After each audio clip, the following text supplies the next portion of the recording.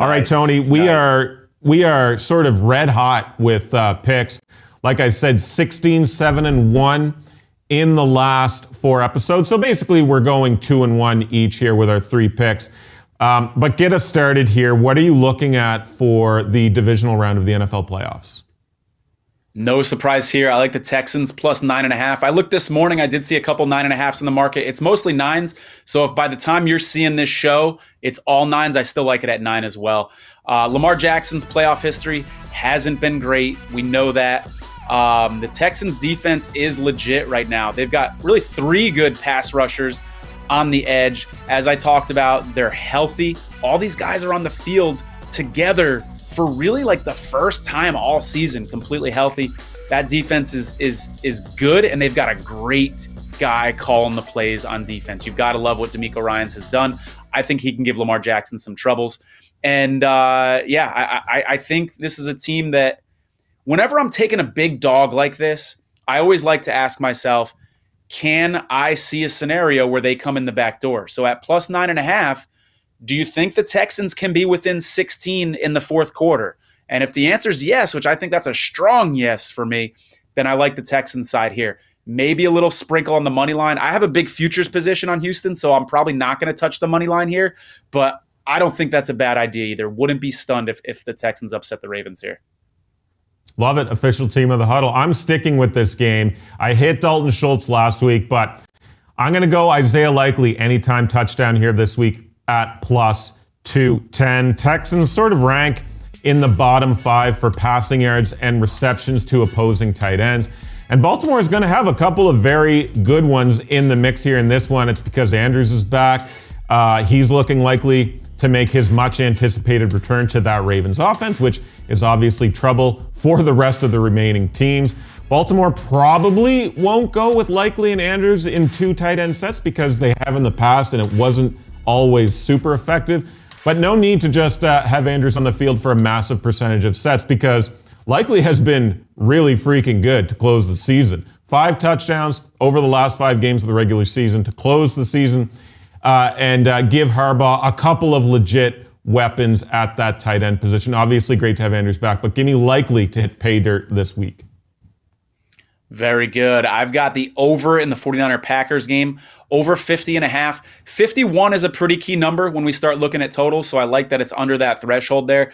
You've given Kyle Shanahan 2 full weeks to prepare. Kyle Shanahan's a guy who will come up with plays on the fly. He'll design new plays during a week, a couple days before the game. I've even heard stories of players saying like having the coach come up to him the day of the game and be like, hey, we're going to run this new play. So you're giving a genius like this 2 weeks to prepare. I think he's going to have something special here for the Packers. The 49ers are fresh. The Packers are hot. Both teams are healthy on offense. Aaron Jones looks darn good. And if you want a little bonus pick here from me, Aaron Jones over on his rushing yards prop. Dude's had 100-yard games 3 games in a row, and he looks as good as I've ever seen Aaron Jones. So I think both of these offenses could look really good right here in this game. Give me the over.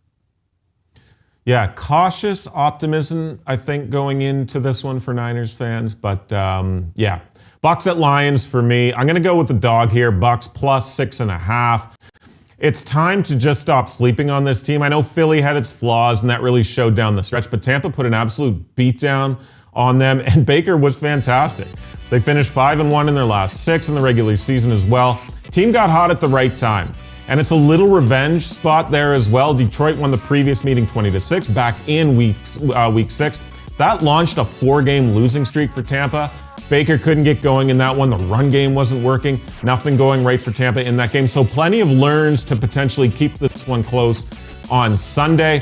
And both these run defenses are elite and potentially keep this a tight 1-possession affair. Detroit number 2, Tampa number 4 in terms of opponent rushing yards per game. And it should also be known, Tampa 9-3 ATS as underdogs this season, including that wildcard game. I like a close one here, but give me the road dog. And before I get into my last pick, I'm going to back you up here on this one, Andrew. That same formula that I gave of all these guys being out and now they're all healthy at the same time. Jamel Dean missed 5 games for the Bucs earlier this season. Carlton Davis missed 5 games for the Bucs. Those are their 2 starting cornerbacks. So we haven't seen many games where both of these guys are on the field at once. Cansey, their defensive tackle, missed 6 games. Vitave missed 3 games.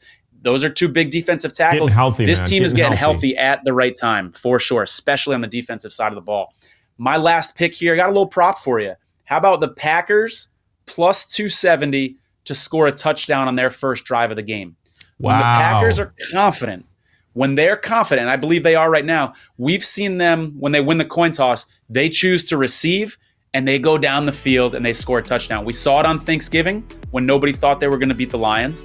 And we saw it last week. They had practically an 8-minute drive against the Cowboys to score a touchdown on that drive. So you've got a 49er team that's rusty. Eric Armstead playing his first game in many weeks for the 49ers. He could be rusty and have an Aaron Jones run right at him. So I really like the value here on plus 270 for the Packers to score a touchdown on their first drive and give the 49ers a little sweat early. Is there an element of emotional hedging in that? Like, I feel like, you're going to try and come out on top no matter what happens. How dare you? How dare you against our beloved 49ers? Last one for me, Chiefs at Bills here. I'm going prop as well, but I'm going James Cook over 62.5 rushing yards at minus 115. It was 58.5 yesterday, but second highest rushing yards in the regular season. Most yards, including the playoffs, at 778 at Highmark Stadium. Plus, he's eclipsed this number in 7 home games this season, including last week.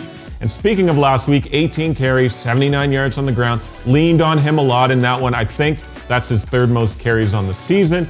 And another potential revenge spot here. KC has done the business on Buffalo a couple times. Twice in the last 4 years, KC has knocked Buffalo out of Super Bowl contention.